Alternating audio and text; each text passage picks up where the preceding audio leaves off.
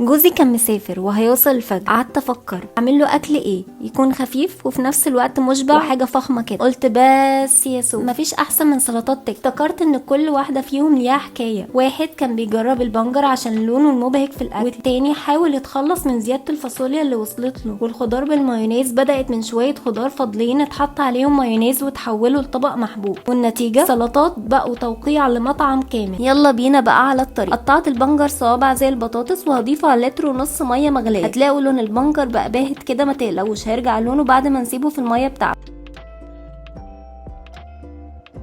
اضيف مج ونص سكر، 5 معالق صغيره ملح و7 معالق خل ومعلقه صغيره فلفل اسود و5 معالق كبار زيت. هسيبه منقوع ليوم كامل في الميه بتاعته. سلطه فاصوليا تك. هجيب نص كيلو فاصوليا خضراء هحطها في لتر وربع ميه مغليه. هجهز بصلتين وسط هقطعهم رفيع قوي و2 فلفله رومي. المفروض كان في كوبايه فاصوليا بيضه، بس انا ولادي كانوا بيتخانقوا بصراحه، قلت لهم علشان اشوف في ايه المشكله ونسيت اصور الفاصوليا البيضه زي ما عملنا في البنجر بالظبط. سكر كتير، ملح، زيت، فلفل اسود. ده الصوص بتاع سلطه البنجر والفاصوليا، وهو ده اللي هيديكم نفس الطعم بتاع سلطات تكه المميز. اخر حاجه الخضار بالمايونيز. هجيب بطاطسيتين هسلقهم بس مش قوي علشان ما تتهريش لما نقلبها. هضيف الخضار المسلوق واضيف له برطمان صغير مايونيز وملح وفلفل واقلب. لازم بقى يا جماعه كل السلطات دي تفضل يوم في التلاجة علشان تمتص الطعم كويس جدا وتبقى جاهزه.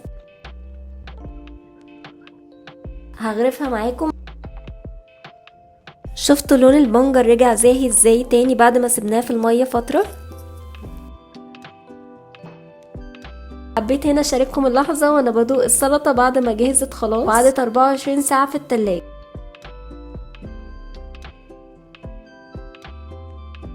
يعني حاجه في منتهى الجمال.